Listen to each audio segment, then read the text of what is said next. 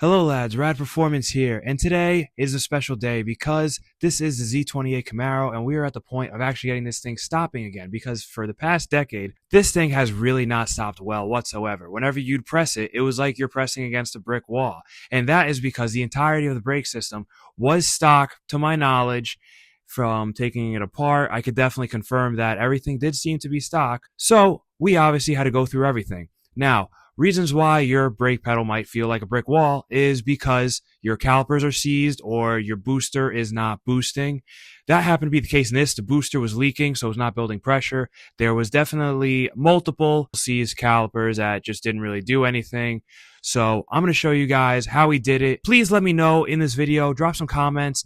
Let me know what you guys would like to see more of, what questions you have, if you have a Z28 yourself, obviously, because we kind of skimmed over it and just put in, the basics of a brake job and what it takes whenever you're doing a full overhaul being booster, master, and the calipers themselves. So obviously all the fluid in the system was completely drained out, and then obviously all new fluid and all new system was in place. Your brake components are obviously a very high pressure system, so all that matters. As soon as you change something, you have to bleed it, all the whole 9 yards. Basically, we're going to show you guys how we did it, but please make sure to drop a comment if you guys have some more in-depth questions. Obviously, the fronts in the Z28 are fairly standard.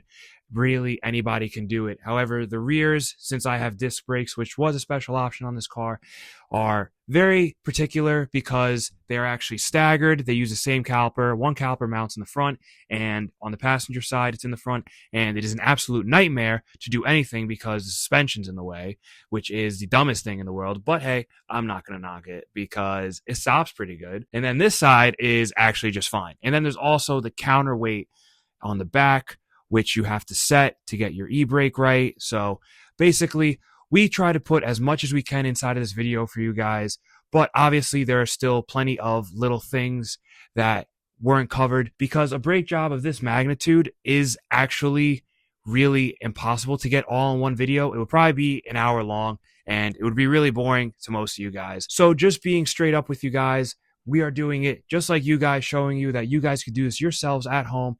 Everything here was Duralast because I prefer AutoZone over Advanced Auto Parts. That's just me. I think their parts are a little bit better than the CarQuest. So everything you're seeing here is from local stores or ordered, but basically just doing it the way GM intended in the 90s. Just a normal guy getting normal parts from a normal auto parts store. And everything here, I will be upfront and honest with you guys, ran about $600. Which is funny because you see the whole car here was $500, so the brake system cost $600. Please let me know inside the comments below, guys. That video is definitely coming soon about the truth behind a $500 car restoration, what you should know, and how you could actually get it done yourself. But okay, guys, once again, please make sure to like, comment, and subscribe to the channel. We are so close to 1,000. I am so appreciative of each and every single one of you guys. So please, without further ado, let's roll into today's video.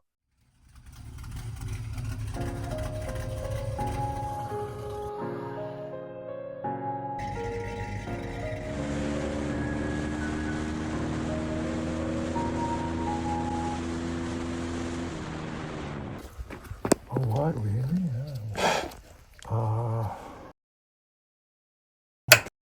So we're putting these little clips back. Just get them in tight. They go in one way, goes in real easy. The other way has a little more tension. So that's the way you want it. And just make sure they go in. You don't have to kill it. Use a little light hammer. Now this piece is held onto the bracket. On this car, it has double. So we'll have to orientate this. There it goes. You just heard it. And then most likely this will be the same thing here. And then we'll tap this on. These can't be loose because then they'll fall off. So now we got our little end, and this will go right to the bottom of the caliper. So we did that hand tight. So we're going to get a flare wrench and we're going to tighten it. Okay, beautiful. Now this was seated already, but this piece is new, so there'll always be a little more crush on it, but you definitely don't have to kill it. I'd say that's about 35, 40 foot-pounds. Okay, we got our nut tight, the clip. The last thing would be to hang the caliper. And I may just put a dab of anti-seize on the thread for these bad boys. I think this is even true on the other line. These are 154 pads, even on the 52 pads, and probably a bunch of others. And that's not only GM. There's a little movement here. So you could spray the tack too, but there's a lot of shift. Come here on the ears with a big pair of pliers, and you should be able to just bend that ear down. You need a good pair of pliers for it. And just bend it against the, so I guess I need a little more force because I'm weak. We're weak because it's cold. I'm weak. I'm getting old. Yeah, I'm weak for sure. Okay. I think I'm in, but I could be wrong. It looks good from where Yeah, I'm I think standing. in, but I'm not sure.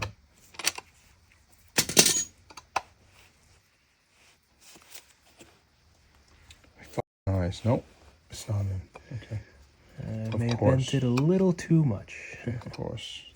Alrighty guys, we got it bent those tabs. Down to squeeze the caliper, and now it doesn't shift at all.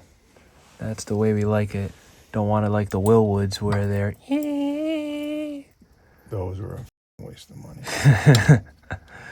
Sorry, Willwood, man, but yeah, no, that was a waste of my GM hard-earned coin. GM kicked your ass on brakes, man. You guys are still behind. Yeah, hate to see it. 2 pistons and half the stopping power. Okay. So this is a complete setup. Actually, I guess it's easier that way. I don't know. I would love to know how you bleed the fucking thing. Goes right into the strut. Oh, well, maybe we got to turn the wheel the other way. It goes up. Okay. So I made them loose. So what is this? Yeah, a 10 will be good. Alrighty. It shoots right into the fucking strut. Yeah. Alrighty, we got the line attached. Yeah. Okay, guys, real quick, we're just bench bleeding here. We're just filling it to the min and letting it seep. As you can see, it's still dry over here. And you see the air bubbles, so this is bench bleeding right now pretty well. Just gonna let this go for, like I said, 15-20 minutes, and then once we see some fluid, we're gonna plug it up. Plug it up, and then we're going to bench bleed it from the piston in here, and we'll cycle the piston and let all the air bubbles come out until you have no more air bubbles.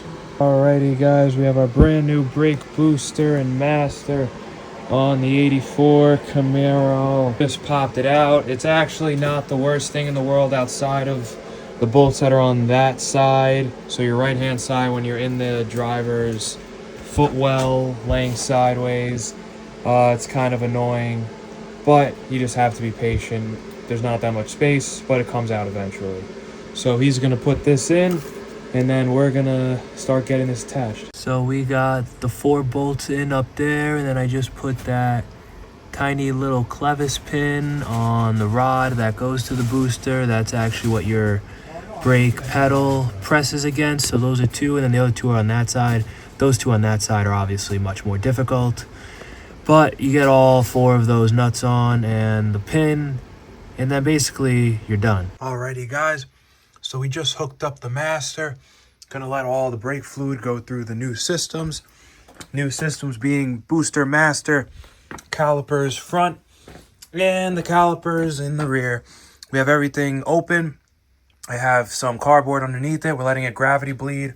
Then we're gonna go ahead and start bleeding them with air powered unit. Some people like to use this, or we might just end up going inside the car, pump and hold method, 1 person in the car, then another person down at the caliper itself, cracking the bleeder, letting it build pressure, releasing the pressure to get all the air bubbles out of the lines. Alrighty guys, so there you have it. Like I said, this video was a little bit shorter than I anticipated it being, but like I said, obviously if you're doing a whole brake system, you're going to notice that things are absolutely not going to go to plan.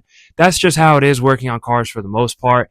The thing is, when you start taking all the fluid out of the system, obviously you're going to run into some issues. The biggest thing to know about the brake job is obviously the fluid going through the system and bleeding. You saw that we could either have done the vacuum operated, or we could have done the manual. We actually always like to do the manual. To be honest, we do both. We start out with the vacuum operated bleeding system, and then we go to do it manually with someone inside the car pumping the brakes. If you guys want to see a video on that as well, it's relatively straightforward, but please drop that in the comments and we could always give you a full-blown brake bleeding guide. But basically, you're going to run into some issues. Obviously, this is a 40-year-old car, so we had issues with lines, issues with, like I said, the counterbalancing and the whole assembly that goes to the parking brake inside the car. All that stuff, getting it dialed in, it really took a lot of time and a lot of just redoing it, taking it apart, doing it again, until everything was done entirely right, the way we wanted it to be. That's just how it goes for the most part. Basically, whenever you're doing this, you're going to start bleeding, and either the fluid's going to be coming right out and you're going to be like, okay, this is cool, or you're not going to get fluid at all whatsoever, and you're just going to have to keep bleeding and bleeding until you eventually clear out the air in the lines. Now, having air in the lines is a very bad thing because your stopping power will be impacted significantly, and it is definitely unsafe. So you're going to want to keep going, even though it is annoying, and just be patient, make sure everything's hooked up, and eventually it will bleed and you will get fluid to all four corners of the car, though it may be very frustrating at times. Make sure you're doing everything properly. You know, when it comes to brakes, the only thing that really needs to be incredibly tight is the caliper bracket itself. The actual slide bolts inside of your brake caliper do not need to be as tight. Usually it's around 25 to 50 foot-pounds, but it's different for each car. You could always look it up, ChatGPT it, whatever you want to do, whatever floats your boat. Caliper brackets themselves are about 100-ish, 100 plus. Those are the only things that really be that tight. Whenever you're doing lines, it's just you fasten the line until it seats in. Obviously, you have a lot of fittings inside of your brake lines, and you need to make sure that they're going in straight and that you're making sure those threads go in perfectly because they are inverted or flared or whatever. But basically, they are tapered, and it is very important that everything goes in properly and that you put it in nice down and only just give it a little bit of torque. You don't want to kill it. There's no need to kill it. Once it creates the seal, it's more or less done.